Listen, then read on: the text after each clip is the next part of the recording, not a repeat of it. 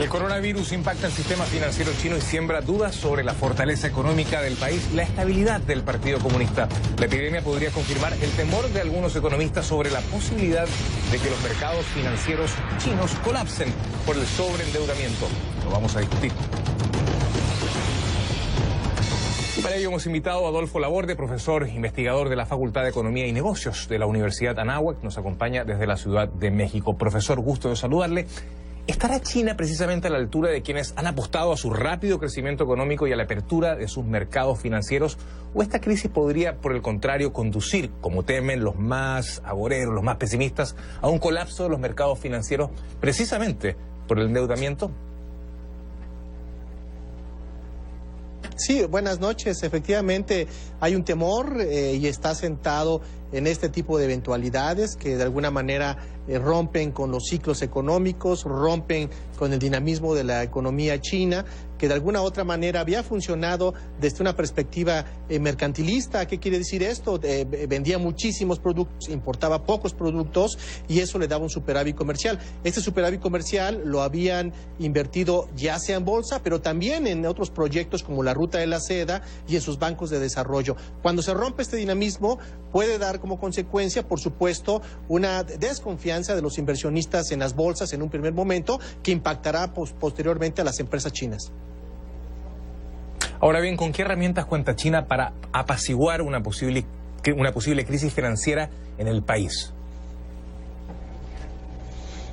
Bueno, tiene varios elementos. Uno tiene un gran excedente superavitario con una gran cantidad de países. Con Estados Unidos tiene un superávit de más de 410 mil millones de dólares. Con México lo tiene por 75 mil millones de dólares. Y así nos podemos ir. Tiene grandes excedentes. Su moneda es convertible, es parte de la canasta del Fondo Monetario Internacional. Tiene una gran cantidad de bonos del Tesoro de los Estados Unidos. Sin embargo, si hiciera uso de este tipo de instrumentos para poder financiarse o apalancarse, esto podría también traer como consecuencia una afectación a los sistemas financieros de otros países, en este caso el de Estados Unidos, y habría una reacción en cadena. Entonces, si bien es cierto, los chinos tienen un sistema robusto, tienen una gran cantidad de capital, también es cierto que dependen y son interdependientes de los mercados financieros internacionales y de los mercados globales.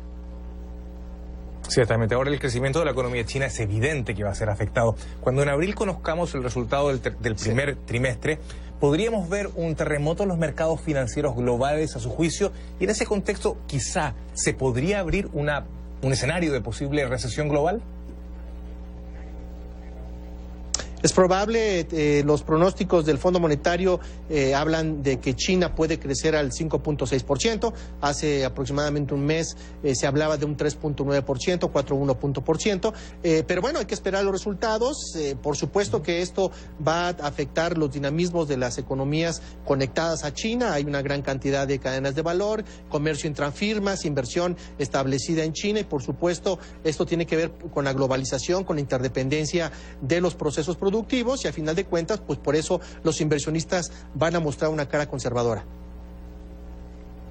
El hecho de que China pueda bajar su nivel de crecimiento actual en 2 décimas, 4 décimas, medio punto, 1 punto o quizás más, no sabemos, podría ser realmente catastrófico. Ahora, ¿qué consecuencias podría tener un escenario de estas características para las economías de América Latina?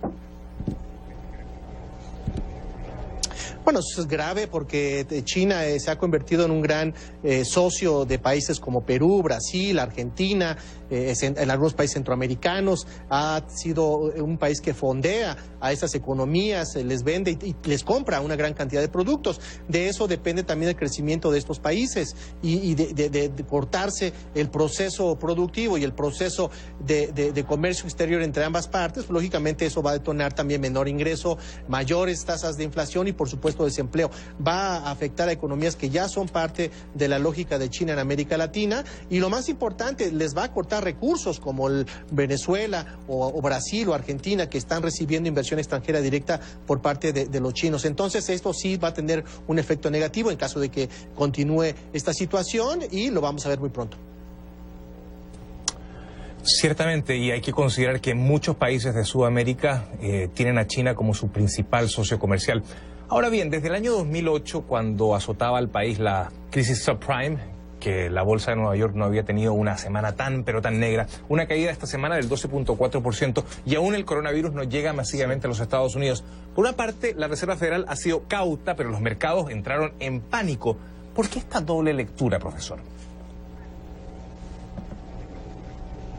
Bueno, es parte, repito, de lo que podría ser un pronóstico de una estatización, de un proceso de un dinamismo muy pequeño de las economías globales. Hay que recordar que los motores económicos se encuentran en Asia, y no solamente es el caso de China, sino hay otras economías que están apalancadas con la economía china, que es la coreana, que es la japonesa y otras más. Y esa lógica va a replantear los procesos productivos y, por supuesto, las inversiones globales.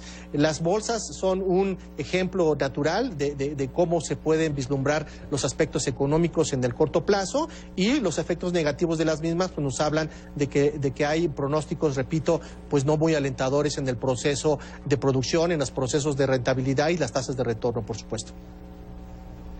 Profesor, no sabemos cuánto va a durar esta crisis, hay incertidumbre, el petróleo ha bajado, las bolsas también han experimentado una baja muy sensible, el oro hoy día también no está en su mejor momento, pese a que es un commodity que se ha mantenido, y el 25% de la manufactura hoy día del mundo se produce en China, y la consecuencia lógica será precisamente la afectación de las cadenas de valor. Sí. ¿Cuán preocupante es esto? Sí. Es muy grave, porque esto de alguna manera respondía a una lógica de una fragmentación de los procesos productivos a través de una lógica de las cadenas de valor, y esto estaba encaminado a una economía de escala, a una economía competitiva. Las empresas en el mundo pueden generar varias estrategias. Una estrategia una estrategia enfocada a los costos, reducir costos, y China jugaba un papel fundamental, no solamente por el tema de la mano de obra, sino por los incentivos. Hoy en día estos procesos productivos se ven en riesgo, no solamente porque pueden parar las fábricas, sino porque también van a detonar una menor producción, y eso lógicamente menores ingresos, y las ventas van a caer, por supuesto. Lo que tú decías hace un momento del petróleo también es muy sistemático, porque China compra una gran cantidad de petróleo, pero no solamente China, sino Japón, claro, y Corea, y eso pues lógicamente va a tener un efecto dominó, desafortunadamente.